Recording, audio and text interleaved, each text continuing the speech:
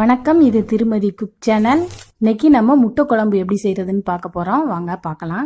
இப்போ குழம்புக்கு தேவையான மசாலா பார்க்குறோம். கசகசா 1/4 ஸ்பூனு, சீரகம், சோம்பு, இஞ்சி பூண்டு, 3 கிராம்பு எல்லாம் எடுத்து வச்சு வறுக்கிறோம்.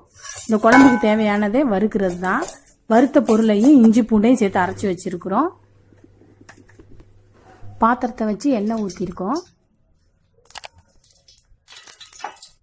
சோம்பு போட்டு சோம்பு கொஞ்சம் நல்லா வறுத்தோன்னே வெங்காயம், பச்சை மிளகா, கருவேப்பிலை, 1 மிளகா தான் போட்டிருக்கோம்.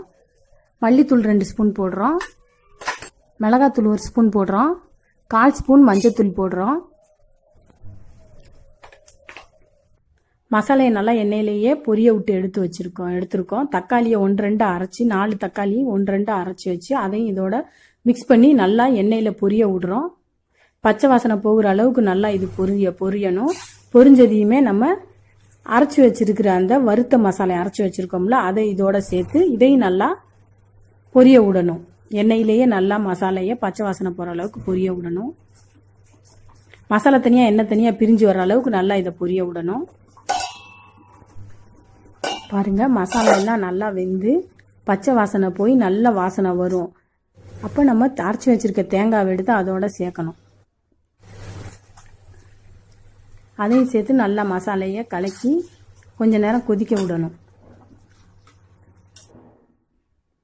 நல்லா கொதிக்குது. தேங்காய் அரைச்ச அந்த தண்ணியை அதில் ஊற்றுறோம். நமக்கு தேவையான அளவு தண்ணி ஊற்றிக்கிறோம். இப்போ நல்லா குழம்பு கொதிக்குது. கொதிக்கும் போதே நல்ல வாசனை வரும். உப்பு சேர்க்குறோம். தேவையான அளவு உப்பு சேர்த்துக்கிறோம். குழம்பு நல்லா கொதிக்குது. 2 முட்டையை உடைச்சி அதில் ஊற்றுறேன்.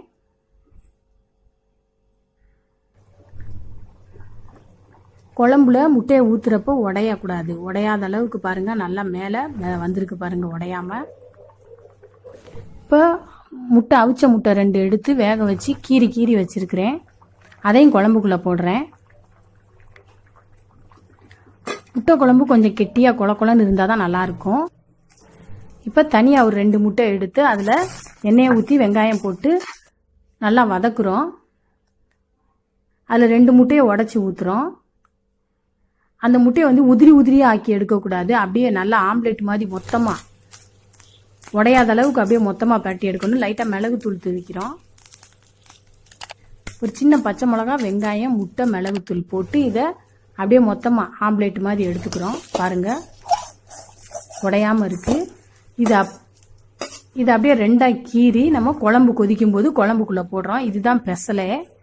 இது நல்ல வாசனையாக இருக்கும். குழம்பு இந்த முட்டை குழம்புக்குள்ளேருந்து எடுத்து சாப்பிடும்போது ஒரு நல்ல தனி சுவை டேஸ்ட்டு கிடைக்கும். முட்டை குழம்பு அவ்வளோ பக்கத்து வீட்டுக்காரங்களே வந்து கேட்பாங்க. அந்த அளவுக்கு குழம்பு நல்லா வாசனையாக இருக்கும். கறி குழம்பை விட முட்டை குழம்பு ரொம்ப நல்லா டேஸ்ட்டாக வாசனையாக நல்லாயிருக்கும். பாருங்கள், இப்போ குழம்புக்குள்ளே அதை போட்டிருக்கிறோம். குழம்புல உடச்சி ஊற்றின முட்டையும் உடையாமல் இருக்குது.